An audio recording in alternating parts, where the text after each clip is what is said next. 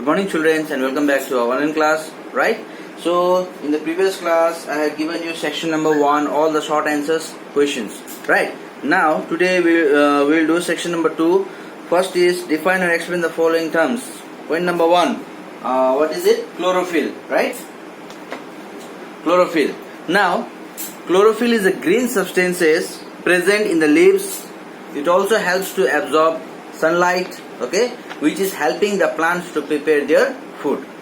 Okay children, understood what is chlorophyll? Chlorophyll are the green substances which are present on the leaves, okay, and it also helps to absorb the sunlight and also helps to prepare food for the plant, right? Question number 2, dicot seed. Dicot seed. Dicot seeds, we have already learned that dicot means there are two cotyledons inside them and they also store food within themselves, right? Okay, so dicot seeds have two cotyledons inside them. They are thick and fleshy, and also what they do, they store food. Examples of dicot seed are pea, beans, etc. Okay, so dicot seeds are what? Dicot seeds have two cotyledons inside them. They are thick and fleshy, and also they store food. Some examples of these dicot seeds are what? Pea, beans, etc. Alright, next, root. Very easy, root. The part of the plant that is under the ground or below the ground, that is known as your root. Okay, that part of the plant which is below the ground or underground, that is known as your root. Alright, now we talk about shoot. Question number 4 is shoot. The part of the plant that is above, the part of the plant that is above the ground, that grows above the ground, that is known as shoot. Okay children, shoot, all the parts which we see of the plant, right? Yes or no? All the parts that we can see with our eyes of the plant, those are the shoot which are present above the ground, and the part which we cannot see, which are under the ground, that is known as your root. Right children? Next point says that question number 5, germination. Okay, germination, the process of when the seed starts growing and become a new plant, that process is known as germination, right? Let us read the answer which is given in the book. Germination, the process by which a seed grows into a new plant and then it becomes a tree, that process is known as what? Germination, right? Okay, any confusion children? No? Okay, done. Next, question number 6, stomata. Stomata, they are the tiny openings on the leaves, okay, which helps them to breathe.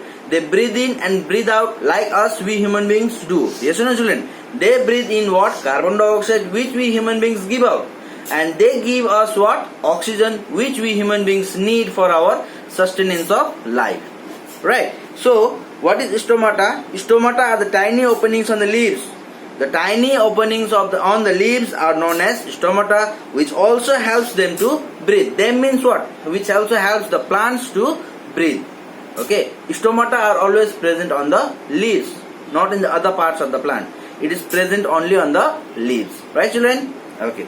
Next, question number H, short answer question. Question number H, short answer question. Question number 1 says that, what is a taproot? What is a taproot? Okay. The taproot is the main root that grows into the soil from the base of the stem. The part of that ground, the part of that root which is just attached from the stem. Okay, attached from the stem. That is known as what? Taproot. The taproot is the main root that grows into the soil from the base of the stem. Just the base, the part of that ground which is attached with the stem. From there, the root which is grown from the soil, that is known as your taproot, right? Next, what makes the leaves green? No, we see the leaves, most leaves green in color. No, why is it? Okay, the question says that why we see the leaves of the plants green in color, right? Now, we have already learned this, that leaves appears green because they contain a substance called chlorophyll.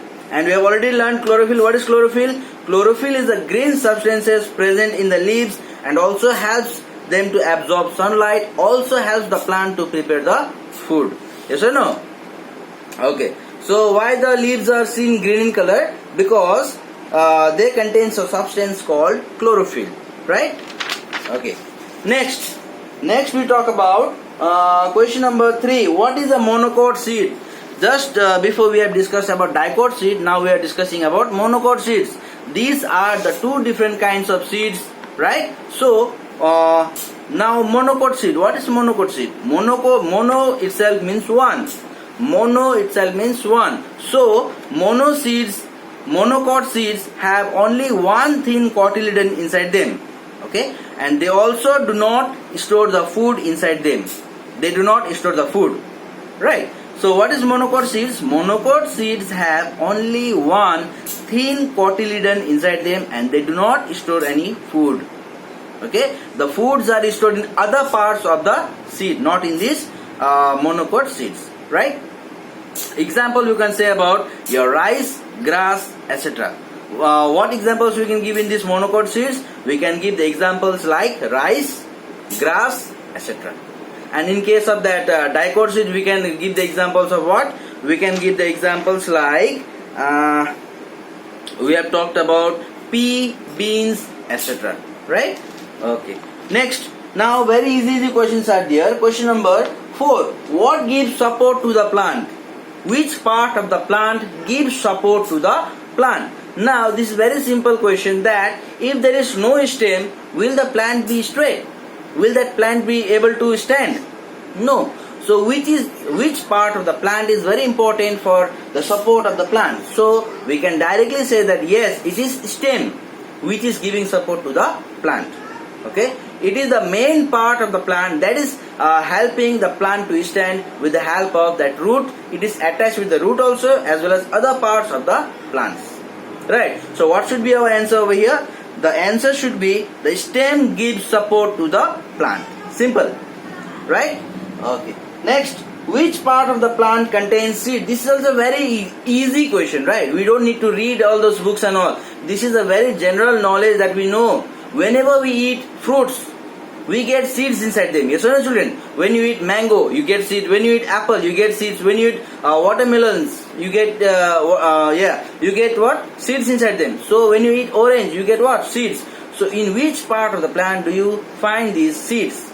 It's very easy. We don't need to study also. We don't need to see Googles and all. What? Simple. It is the fruit which contains seeds inside them. Yes or no?